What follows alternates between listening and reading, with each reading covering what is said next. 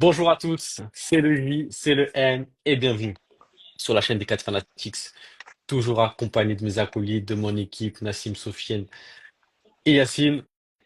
L'équipe est au complet, la Ligue 1 nous avait manqué, c'est le retour et aujourd'hui on se retrouve pour l'avant-match opposant Montpellier à l'Olympique de Marseille. Match ô combien important car la semaine d'après, c'est l'un des moments que les supporters attendent le plus et je pense aussi les joueurs en tout cas, on l'espère. C'est le Classico. Marseille, Paris.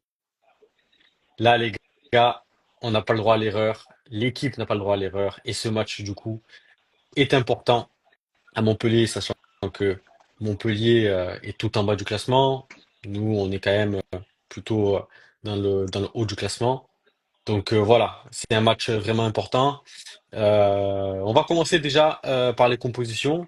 Est-ce que, Sofiane, tu peux nous donner, toi, ta compo probable? Voilà. Oui, oui, bien sûr. Alors pour moi, étant donné, comme tu le dis, que dans une semaine, il y a Paris, je pense que ça va être une répétition générale, mais il y aura une surprise. Je vous la réserve pour tout à l'heure, je pense. Alors, on commence par le gardien. Je pense que ça va pas bouger. Ce sera toujours Rouli dans les buts. Je pense que tout le monde est d'accord avec ça. Pour moi, ça ne doit pas bouger. En défense, on va avoir, je pense, on va rester sur du Cornelius, Balerdi. À droite, Murillo. Peut-être Ulysse à gauche, dès le départ. Je pense, parce que Brassier, je pense que la dernière fois, il était pas terrible en arrière gauche, donc je pense qu'on va partir sur Brassier, sur Ulysse Garcia, autant pour moi. Je sais pas ce que vous en pensez. Au milieu, le double pivot, je pense qu'on n'aura pas de numéro 10 même cette semaine. Je pense qu'on va jouer avec Kondogbia, Højbjerg et Rabiot, au milieu à 3. Rabiot, il sera titulaire, je pense. Ouais, c'est Donc, quasiment sûr, euh, hein. ouais, ouais, je pense bien. Mais pour moi, ils seront dans un milieu à 3. Et on n'aura pas de numéro 10. Derrière, je pense qu'on aura en attaque, Greenwood, Wai contre son ancien club. C'est le moment Wow. de, c'est le Wow, wow, moment. wow, wow. Ah, regarde, Mopé, il est suspendu Ouais, et il y a oui, c'est vrai, Wai. c'est vrai. C'est vrai. C'est son ancien club. C'est Il y a pas un maintenant, stadier qui veut jouer? c'est dans son stade. C'est le stade où il a marqué énormément de buts. Il est là, il est chez lui là-bas. C'est le moment de se réveiller. Ils en ont parlé en son conférence de presse. Et par contre, est-ce que vous pensez que je me trompe si je vous dis que pour moi, Rob va jouer côté gauche? Moi, j'aimerais bien. Franchement, c'est un choix qui me plairait de le voir titulaire. Je pense qu'il le mérite. Oui, Luis Enrique a fait une très bonne saison, mais ça commence déjà à devenir un peu compliqué. Alors que Rowe a toujours fait des très bonnes rentrées. Je pense que ça serait vraiment mérité. Aussi pour le mettre en confiance. Montpellier, c'est une équipe qui a pas mal de difficultés, qui encaisse beaucoup de buts. Donc, euh, donc pour moi, ça serait une bonne chose. Après, si je peux revenir sur la compo, moi en tout Bien cas, sûr, j'aurais bien sûr. préféré avoir Kondogbia un peu plus bas, en doublure avec putain, j'ai perdu son. Avec notre capitaine, Balerdi? Balerdi, exactement. Et puis en haut, un milieu à 3 avec un 10, Harit. Et derrière, Rabiot Højbjerg. En tout cas, moi, je préférerais ça. J'espère qu'il y aura ça. Mais bon, on verra les surprises du coach. Ouais, moi, je pense qu'on aura les trois au milieu, je pense. Kondogbia. Rabiot, il jouera un peu plus haut au milieu. Rabiot, il a la qualité pour. Après, les gars, il y a un truc qui commence à m'inquiéter sérieusement. C'est l'absence de Quentin Merlin. Euh, Moi aussi, ouais. Mais tu sais quoi, Là, j'allais en parler, puis ça Quand m'est est-ce qu'il sorti de la revient? tête. Tu vois, j'étais pour persuadé, moi, j'étais persuadé qu'il allait revenir. Moi, j'étais serein. Là, il est toujours pas là. Il s'est pas entraîné. Il s'est pas entraîné pour l'avant-match. Euh, on sait à quel point, quand il était là, ça tournait super bien. Depuis qu'il est pas là, c'est beaucoup plus compliqué. Ça commence à m'inquiéter. ce que j'allais dire, c'est, tu vois, c'est le moment de faire jouer Rome titulaire et Luis Enrique de le laisser souffler un peu et de le remettre quand Merlin sera là. Tu Je vois, suis d'accord. de lui redonner un peu plus de. Je pense que quand Merlin sera là, Enrique sera meilleur. Là, en ce moment, tu vois, il stagne un peu trop, il lui manque quelque chose. Je pense que c'est Merlin, on en avait déjà parlé. Mais ouais, effectivement, Merlin, il nous avait annoncé une blessure anodine avec les espoirs. Ça fait depuis septembre, il est pas là, donc tu vois, ça va faire 2 mois de blessure. Forcément, ça commence à se faire sentir. Ah, ça fait Et c'est beaucoup, hein. inquiétant. C'est très inquiétant qu'une blessure comme ça dure autant de temps, tu vois. À la base, Après, en plus, ça devrait pas j'avais lu tarder, hein. des articles, soi-disant, du côté de la Fédération française de foot. C'était qu'une béquille, hein. C'était qu'une béquille, c'était rien. Donc, Ben, après, c'est de c'est leur toujours faute. pareil dans ce milieu, tu sais, le football, c'est un milieu compliqué. On le voit notamment avec, avec les affaires qui sortent un peu de partout. Mais voilà, tu sais jamais vraiment trop. C'est compliqué de savoir ce qui s'est réellement passé.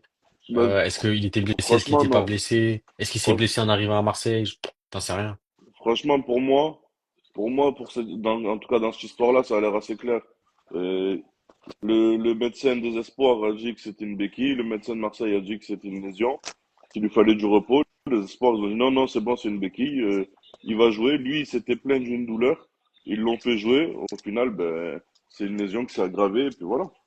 Mais c'est pas la première fois, en tout cas, qu'un joueur est un petit peu, on va dire, pas forcé, mais tu vois, où le médecin des sélections nationales arrange un peu la sauce pour lui dire, vas-y, serre un peu les dents et joue.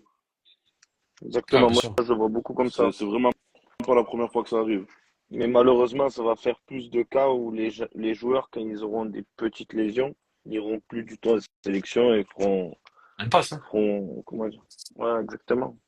Bah, Feront la parce que priorité sur le club. l'employeur, c'est le club qui paye dans tous les cas. C'est, Après, oui, ça, c'est une réalité. il y a des indemnisations quand le joueur se blesse en sélection. Il y a des indemnisations, mais c'est quand même le club qui paye. Là, pour le coup, Marseille, ça fait 2 mois qu'il paye Merlin et qu'il joue pas. Il s'est blessé en équipe de France, alors que le médecin de l'OM avait préconisé du repos pour la lésion, qui a pas été respecté, et puis voilà. Donc forcément, c'est le club qui est sanctionné, c'est le club qui paye le joueur. Donc au bout d'un moment, oui, les clubs seront, on va pas dire en droit, mais auront leur mot à dire en disant non, t'es un petit peu touché, ben tu restes là, pas de sélection. Ah, c'est sûr, c'est sûr. Bon, après, c'est un sujet, franchement, c'est un sujet compliqué. D'autant plus que, voilà, c'était une pièce maîtresse du système des Herbiers. Et, bah, écoute, franchement, j'espère qu'il sera de retour pour Paris. Est-ce qu'il va être titulaire? Je pense que ça va être compliqué Ça- parce que il va y Même avoir s'il une est de énorme retour, intensité sur ce match. ce sera trop compliqué. Euh, c'est dommage, hein. Il y a eu l'opportunité de le faire jouer à Montpellier pour le relancer et Ouais. pourquoi pas à Paris qu'il soit au top, sachant que ça fait plus d'un mois, hein. Donc bon, voilà, c'est vraiment le point noir en ce moment, je trouve, à l'OM, sachant qu'on a vu que Koné est de retour à l'entraînement, donc ça c'est une bonne chose. On n'a pas parlé, mais on peut en parler vite fait du cas de notre ami milieu de terrain là, argentin qui s'est blessé au niveau du genou. Tu veux qu'on dise quoi? Il a été opéré, apparemment il a été opéré hier, donc très bien. Ça s'est bien passé, voilà, merci. Ouais, Carboni, c'est Oh, un peu. il est prêté 1 an, il est blessé jusqu'à la fin de la saison, apparemment. Ah, Qu'est-ce ah, que je veux dire de plus? alors, ça parle déjà de faire péter le contrat. Je sais pas si c'est possible, je sais pas si c'est réalisable. Bah, Je pense pas. c'est la meilleure chose à faire, en tout cas. Mais en tout cas, si c'est possible, je pense qu'il faut le faire et recruter un nouveau numéro 10. Et quand on entend le nom de Paul Pogba, écoute, ça donne envie. En tout cas, s'il fallait juste sacrifier Carboni pour Pogba, je signe aujourd'hui. Ah, mais ça, c'est. Ah, après, Si c'est ça la, si c'est ça Pogba, la il nous a un peu question, je signe. refroidi quand même, hein. Ouais, il La a mis une dernière plume, sortie, il nous a un peu refroidi. mais, mais Quoi? t'inquiète, il en a pris une aussi par la Juve. Il nous a un peu refroidi sur sa dernière sortie. C'est normal, tu sais comment c'est dans le milieu du foot. Ouais, ouais, ouais, ouais. Ils peuvent pas vendre la peau de l'ours avant de l'avoir tué, donc forcément ça joue un peu au jeu du chat et de la souris. Euh, je pense que ça discute. Ouais, Je pense c'est sûr que ça ouais, discute. Est-ce qu'il va signer? Moi, j'y et je crois pense que moyen. l'ego de l'homme aussi, l'ego de l'homme, il a vu qu'il y avait un engouement sur lui, mais je pense que d'ici un bon mois, il sera taré, il sera réglé, il sera mis à niveau, et il comprendra que Marseille, c'est pas une mauvaise opportunité pour Moi, lui je en tout cas. Non, pense que non, c'est une mais très il a très bonne refroidi. opportunité pour le relancer. Il nous a refroidi en disant non, mais il rigolait, tout ça. Mais la réalité, c'est qu'il a pas dit n'importe quoi. Il a dit aussi que la Ligue 1, c'était faisable, que c'est pas impossible. Tu vois, en fait, il a fait son jeu. Il a laissé la porte ouverte à tout le monde. Exactement. Parce que Exactement. là, Mais c'est parce que normal. quoi? Là, il a 80% de chance que la Juve lui résilie son contrat et qu'ils doivent trouver quelque chose d'autre. L'intelligence du truc, c'est quoi? C'est de laisser la porte ouverte à tout le monde.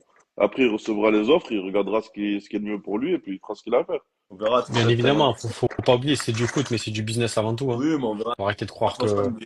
Thiago Monta qui lancera la danse, hein. Si Monta il veut Bah, l'utiliser, ben, la Juve, ça va. apparemment, ils en ont déjà parlé. Ils ont questionné Mota et apparemment, ils ont un peu refroidi aussi le truc. Ils risquent de pas revenir parce qu'ils ont lancé un nouveau truc. Le salaire, il est trop gros.